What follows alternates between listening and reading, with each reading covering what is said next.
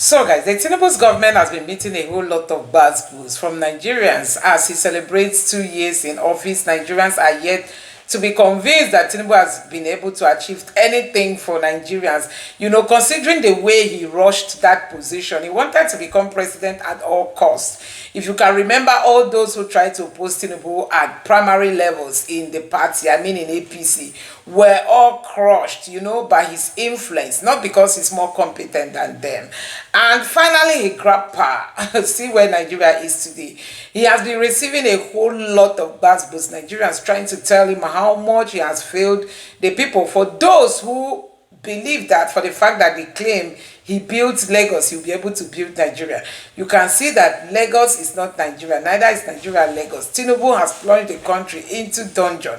Look at the value of the naira. Everything is down, the economy is down, people are hungry, insecurity is everywhere. Some people are even justifying the insecurity in Nigeria, saying it's because of, you know, idleness of the youth. I mean, not having employment. People have now resorted to, you know, buying of people mean nothing to Nigerians today because of the kind of leadership we have. And all these things are happening. One keeps wondering if we even have a government in place, because nobody comes out to react. If you hear that 100 people buy today in Benue, nothing will happen. I mean, media houses will not even carry it, neither will the government even react to it. So it has become a norm, a way of life, a culture, a habit, a tradition that Nigeria is following today, and one just keep wondering where all this is going to take us. Anyway, let me allow you to take a look at this reaction coming from one-time Minister of Sports under the Buhari's government, who has taken on Tinubu's government, saying they've achieved nothing. Take your time, watch this video, and let me know your thoughts in the comment section below. Now take a look. You think the performance is below average? A lot of people would say that that is discounting the sort of economy the Tinubu administration has inherited. Would you say that your analysis in terms of the performance of the Tinubu administration is based on objective facts on the ground, or is it just partisan? Well, when you discuss your country, you try as much as possible as a statesman to downplay partisanship, because you place priority of the citizenship and you look at the country. And so whatever opinions I hold is driven by the objective reality, and it's intended to try to spur off the government and the president to review whatever policies they have put in place for the purpose of the benefits of Nigerians. So I think where we have problems basically with people in government is that they considered opinions which in democratic climes are solicited and paid for as consultancy, as opposition to government, and they discountenance it, which is very, very instrumental. So the government had done poorly, to be very honest, because by this time we should have been harvesting the fruits of whatever transformation policies the government had put in place. But you can see from all the sectors, whether the economy, whether security, the foreign policy, all aggregated together seems not to give us a clear direction as to where we're heading to. And I think 2 years in office, at least, would have started seeing the policy sprouting some gains, even as painful as we are made to believe that that is the right way to go. Even though as a person, I had never believed that the president's transformative route is the best in the circumstance. And when you listen to the president, his statement was very much alluding to the fact that we're almost there, right? That, you know, the journey has been painful, but we're getting there. Have you seen anything in that statement that suggests that, you know, they're actually trying to convince Nigerians about the buy-in that is needed for Nigerians to believe in this renewed hope agenda? Now, the president is just hopeful and prayerful, but we have not even started. That's the honest truth. Even with the data they've shared about everything that they've done so far? Well, if you take a look at the data, let us go, let's single out one aspect. The government said, oh, they've made much revenues from the withdrawal of subsidy. They also have profile of heavy borrowings. And then you now aggregate this and look at the indices of development or progress. You realize that all the indices are in red. Inflation, galloping inflation, between 30, 35%. I mean, it's marginally down now. You'll be well, marginally.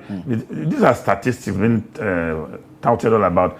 If you look at insecurity, we have a very high number of terrorists that have been disseminated, and we have a higher number of terrorists that have resurfaced and have even threatened and taken over territories again.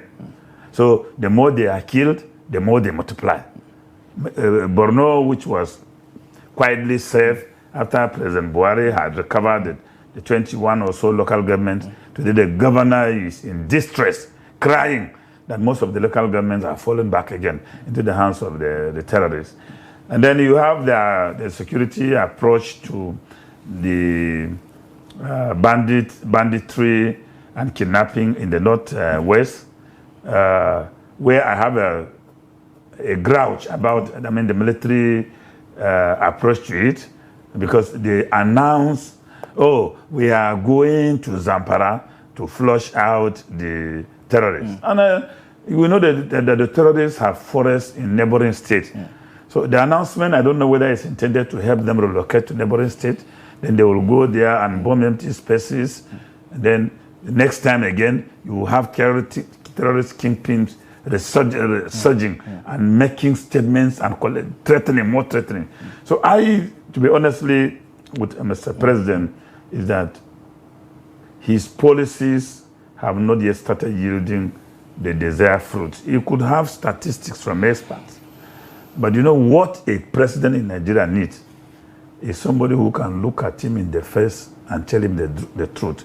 Buhari had the benefit of that in his first 4 years, where I could meet him and say, Mr. President, we campaigned, Nigerians contributed money and gave us.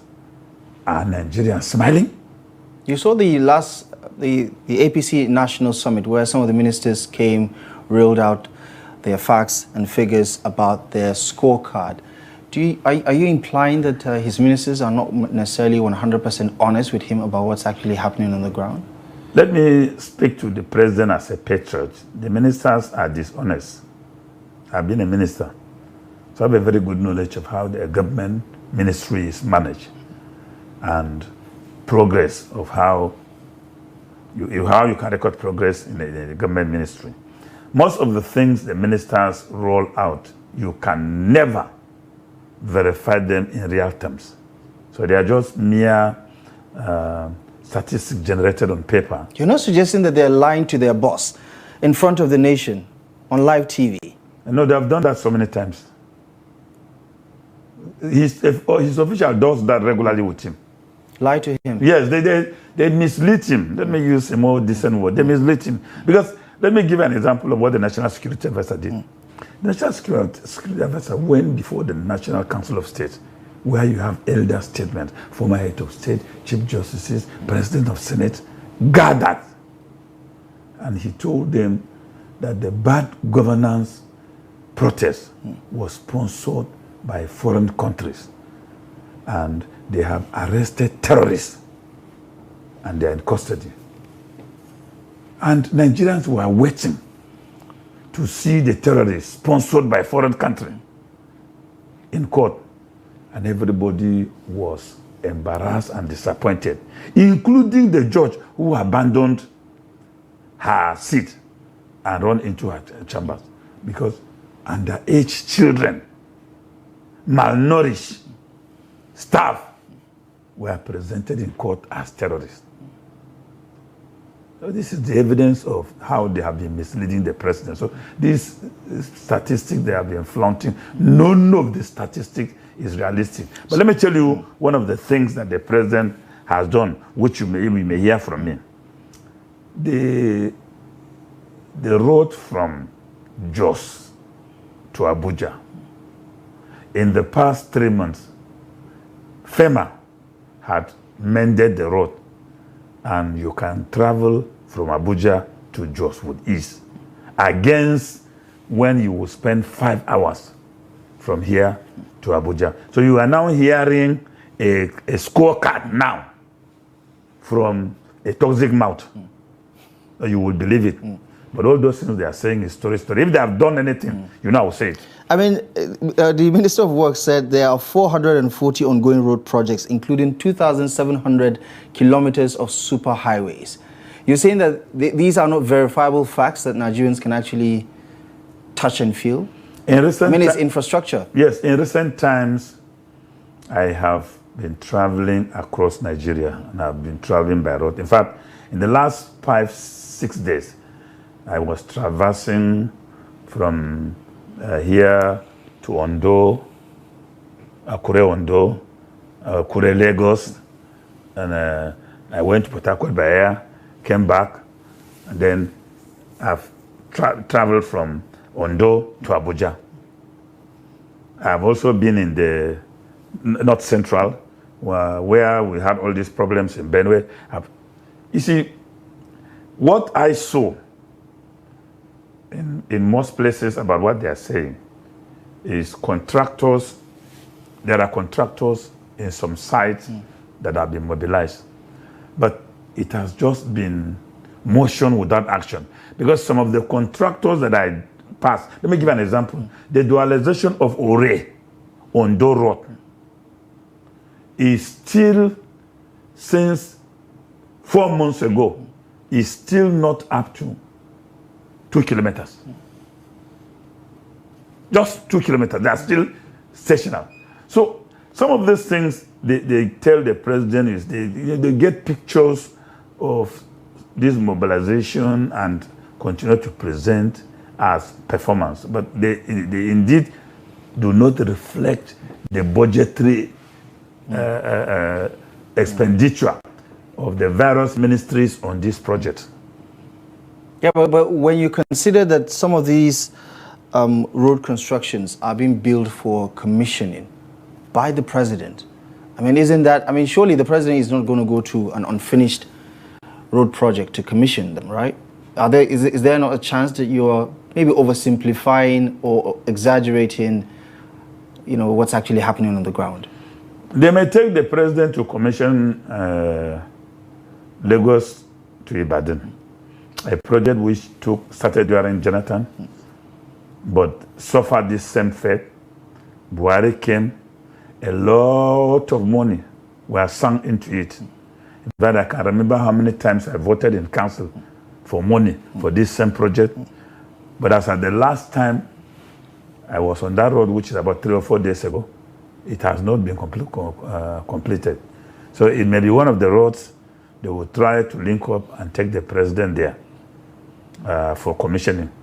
But I don't know where they are going to take the president, except maybe past projects. Or they can take the president to go and commission Buhari's Akwanga, Makodi road to go and commission, because it's commissioning.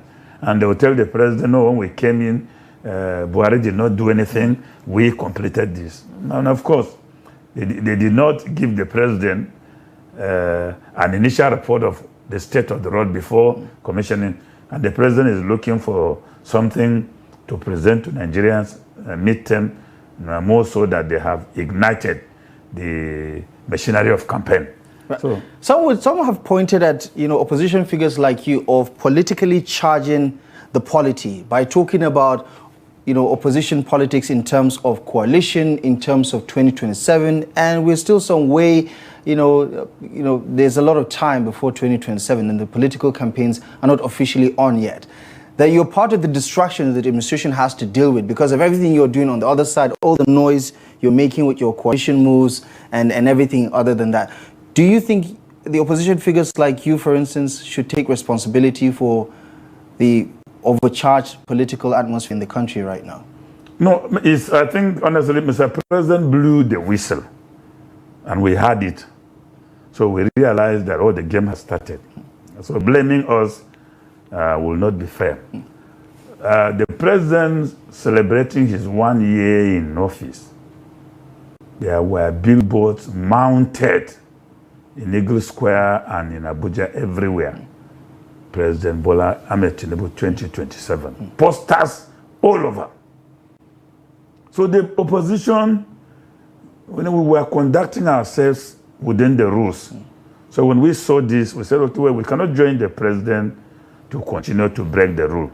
So most of the activities of the opposition is nocturnal and is conducted in secrecy. That's why it is underrated and underestimated. Because I mean, until recently, you've been having so many of these public events. The recent one is firing blank fire, blank ammo, sorry.